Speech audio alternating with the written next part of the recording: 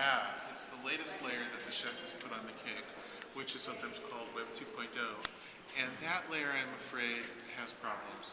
And the summary is very simply that it's designed on a belief system that the cake is coming alive, that the internet is becoming like a new form of life that's taking over the planet eventually for people, perhaps, or something like that. And it has a way of subduing the presence of individual people and the identities of individual people.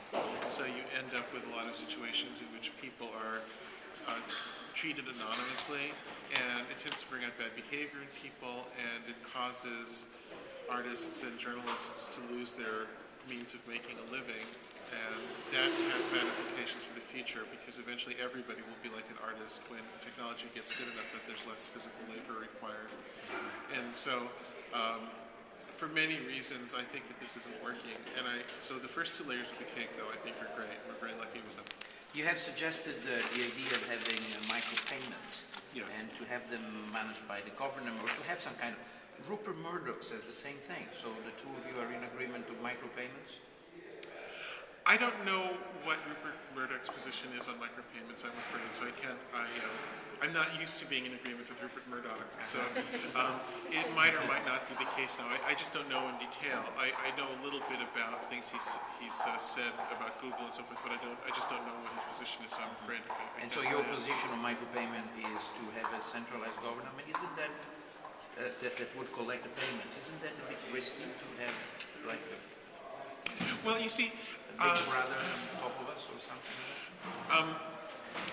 The way to reduce risk is to have intermediate solutions where there are a lot of different people who have a stake in the outcome, rather than an absolute solution. So the idea that everything is free and open and anonymous and the government can't track it sounds appealing, but the problem with that is that then it takes away money from the creators, and when you take away money, you ultimately take away power. Now, if you compare that to a situation in which people are earning a little bit of money and there's a lot of trade going on, if the government intervenes in that, all of a sudden it's intervening not only in people's livelihoods but also in its own tax base, and there's an incentive structure that starts to create a balance of power. What we need to do is get away from absolutist solutions and find more practical solutions. And making everybody poor as a way to be equal and fair doesn't work in the real world any more than it does online.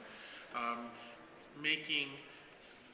I also have to say that this notion that how do I put this? If I was going to have one power in the source who could potentially cut things off, I'd rather it be the government than Google. I think that's that. What I was about to say, yeah. Google otherwise is becoming public. Yeah, I mean, like if we're saying that our present situation is some sort of big, open, non-hierarchical solution, then we're kidding ourselves. It's not true.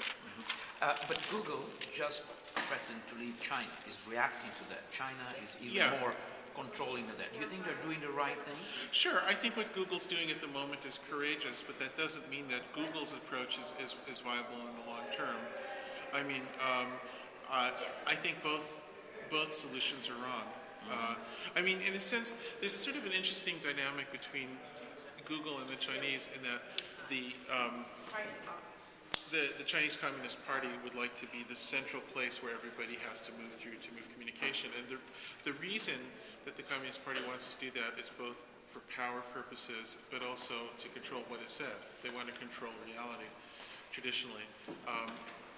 Obviously, this is a bad program, and we'd like them not to succeed at that. And so Google is being courageous and deserves praise for taking a position. But on the other hand, if you look at what Google is doing, Google also wants to be the single node through which everybody has to connect. And their purpose is to sell advertising.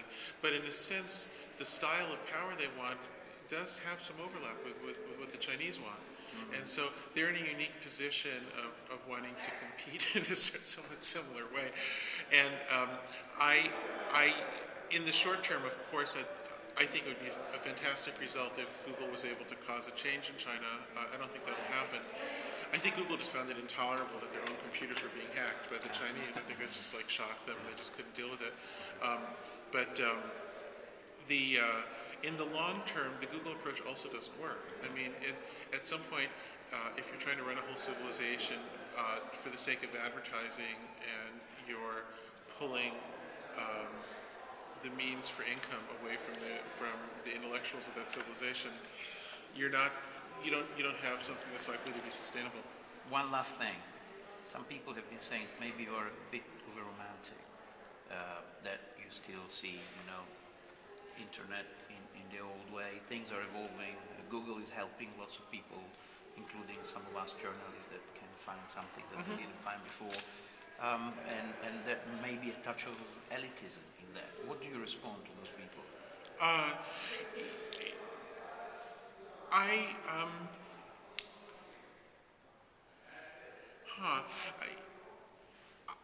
I think I should still be idealistic.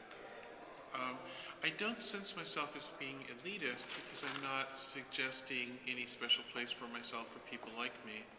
I think to be an elitist, you have to seek a special status for you or somebody. So I don't perceive myself doing that.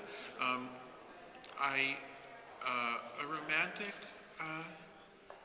I'll take that as a compliment. Very good. You're a romantic. Thank you.